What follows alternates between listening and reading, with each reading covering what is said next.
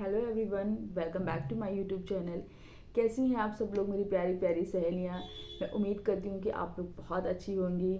तो आज का जो मेरा टॉपिक है वो बहुत सेंसिटिव टॉपिक है और इस टॉपिक पे मतलब यूट्यूब पे भी वीडियो बहुत कम मिलेंगी आपको, क्योंकि जब मैं इस चीज़ से गुजर रही थी तो मैं सर्च करती थी, मुझे एक भी वीडियो ऐसी नहीं मिली जिससे मैं सेटिस्फाइड हो जाऊँ।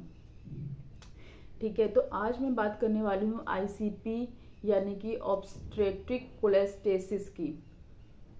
ये एक प्रेगनेंसी में होने वाला कॉम्प्लिकेशन है जो हम जिसके बारे में लोगों में बहुत कम इस चीज़ को लेके अवेयरनेस है। क्योंकि जब हम प्रेग्नेंट होते हैं, जब हम फर्स्ट टाइम प्रेग्नेंट होते हैं तो क्या होता है, इतना हमें एक्सपीरियंस नहीं होता है।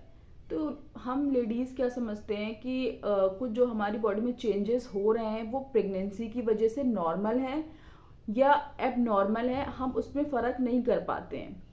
ठीक है, तो इसी तरीके से जो आपको आईसीपी होता है इसमें क्या होता है, आपकी बॉडी में एक सीवियर ईचिंग होती है। तो जो ईचिंग की प्रॉब्लम है, हम इसे क्या समझते हैं कि प्रेगनेंसी में ये चीज़ नॉर्मल है, तो हम इस पर इतना ध्यान नहीं देते हैं। लेकिन जब आपकी ईचिंग एक हल्की फुल्की ईचिंग प्रेगनेंसी में नॉर्मल है, बट अगर आपको सीवियर ईचिंग हो रही है तो वो नॉर्मल नहीं है, वो एबनॉर्मल है। आपको अपने डॉक्टर के पास जाना चाहिए, उनको ये चीज़ बतानी चाहिए कि आपको की बॉडी में, पूरी बॉडी में एक सीवियर ईचिंग हो रही है। क्या पता आपको आईसीपी हो, क्योंकि प्रेगनेंसी में आईसीपी एक कॉम्प्लिकेशन होता है। ठीक है, ये बहुत सी लेडीज़ में हो जाता है और ये एक जोखिम भरी प्रेगनेंसी कहलाता है। ठीक है, अगर आप इसका सही से प्रॉपर ध्यान नहीं देंगे तो ये मतलब कॉम्प्लिकेशंस आपकी प्रेगनेंसी को बहुत हर्ट कर सकता है, आपके बेबी को हर्ट कर सकता है और आपको भी हर्ट कर सकता है। और इसके बारे में बिल्कुल भी लोगों में अवेयरनेस नहीं है। मैं अपनी बात करूं, जब मैं फर्स्ट टाइम पे, क्योंकि मैं 2 बार प्रेग्नेंट हो चुकी हूं और दोनों बार ही मुझे ये आईसीपी की प्रॉब्लम रही है और दोनों बार मेरी नॉर्मल डिलीवरी हुई। फर्स्ट टाइम मुझे पता नहीं चला कि मुझे आईसीपी की प्रॉब्लम है। पता कब चलता है, जिस दिन मेरी डिलीवरी का दिन होता है, जिस दिन मैं हॉस्पिटल में जाके एडमिट होती हूँ, उस दिन मुझे पता चलता है कि मुझे इस तरीके का एक कॉम्प्लिकेशन है प्रेगनेंसी में। और वो डॉक्टर मुझे बोलते कि आपकी लीवर की रिपोर्ट तो बिल्कुल भी अच्छी नहीं है, आपका लीवर तो पूरी मतलब बहुत बुरी रिपोर्ट आई है आपकी लीवर की। मैं शॉक्ड हो जाती हूँ कि मेरे लीवर में ऐसी प्रॉब्लम हो गई है, मेरे लीवर के एंजाइम्स इतने ज़्यादा हाई हो गए हैं, क्योंकि मुझे इसके बारे में पता ही नहीं था, घर वालों को नहीं पता था। जब मैं बोलती थी कि मुझे इतनी सीवियर ईचिंग हो रही है, इनफैक्ट हॉस्पिटल में भी मैंने बता रखा था कि मुझे इतनी सीवियर ईचिंग की प्रॉब्लम है, क्योंकि वो एक गवर्नमेंट हॉस्पिटल था, उस टाइम ध्यान नहीं दिया डॉक्टर्स ने। और बाद में जिस दिन एडमिट कर रहे हैं उस दिन बोल रहे हैं कि आप हम नॉर्मल डिलीवरी की कोशिश तो कराएंगे, बट आपको एक एम्बुलेंस तैयार रखनी पड़ेगी। हो सकता है मैंने एक और उससे बड़ा हॉस्पिटल है, गवर्नमेंट है वो भी, वहाँ पे रिफ़र करना पड़े, क्योंकि इनको बहुत ज़्यादा ब्लीडिंग हो सकती है, क्योंकि इनके लीवर में प्रॉब्लम है। आईसीपी एक ऐसा कॉम्प्लिकेशन होता है जिससे हमारा लीवर, जो कि लीवर में होता है, हमारा लीवर जब जो पित्त बनाता है वो जब हमारी आंतों तक नहीं पहुंच पाता है तो वो लीवर में क्या होता है, इकट्ठा होने लगता है। लीवर में इकट्ठा होते होते वो क्या होता है कि हमारे ब्लड में फैल जाता है और जिसकी वजह से हमें बहुत ज़्यादा सीवियर इचिंग की प्रॉब्लम होती है। और इचिंग की प्रॉब्लम को लोग नॉर्मल बोलते हैं, इसलिए लोग इतना ध्यान नहीं देते कि अगर हमें इचिंग हो रही है तो ये नॉर्मल है, ये एबनॉर्मल है।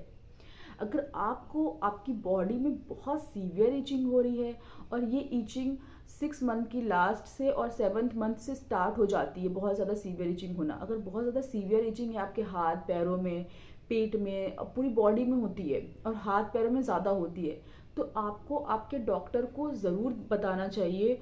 और वो क्या करते हैं, मैंने जब सेकेंड, क्योंकि मुझे फर्स्ट प्रेगनेंसी में पता चल गई थी कि हाँ मुझे ये प्रॉब्लम हुई, वो भी डिलीवरी के दिन पता चली थी, तो मैंने सेकेंड प्रेगनेंसी में अपनी जो डॉक्टर थी उनको मैंने प्राइवेट दिखाया था, उनको मैंने बोल रखा था कि मैम, स्टार्टिंग से ही मैंने बोल रखा था कि मैम मुझे 7 मंथ की लास्ट 7th मंथ से मुझे ये आईसीपी की प्रॉब्लम हुई थी और मुझे फर्स्ट प्रेगनेंसी में हुई थी और क्या पता मुझे सेकेंड प्रेगनेंसी में भी हो। तो उन्होंने बोला ये था, यस आपको ऑफकोर्स हो सकती है ये प्रॉब्लम, नहीं भी हो सकती है और हो भी सकती है।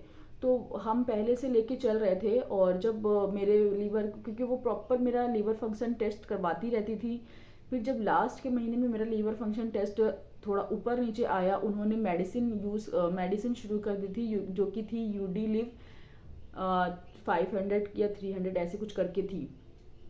यूडी लिव करके एक टैबलेट आती है जो कि उन्होंने स्टार्ट कर दी थी। उससे मेरे थोड़े एंजाइम्स जो थे वो थोड़े से डाउन हुए थे, बट पूरी तरीके से नहीं हुए थे। और मुझे एक लोशन दिया था लैक्टोकेलामाइन करके, वो मुझे अपनी पूरी बॉडी में लगाने के लिए देता, उससे थोड़ा मुझे रिलैक्स मिल जाता था। तो ये चीज़ें हैं कि अगर आप इस तकलीफ से, परेशानी से गुजर रही हैं, अगर आप प्रेग्नेंट हैं और आपको ईचिंग की बहुत ज़्यादा सीवियर प्रॉब्लम है, तो आप जाके अपने डॉक्टर को बताइए।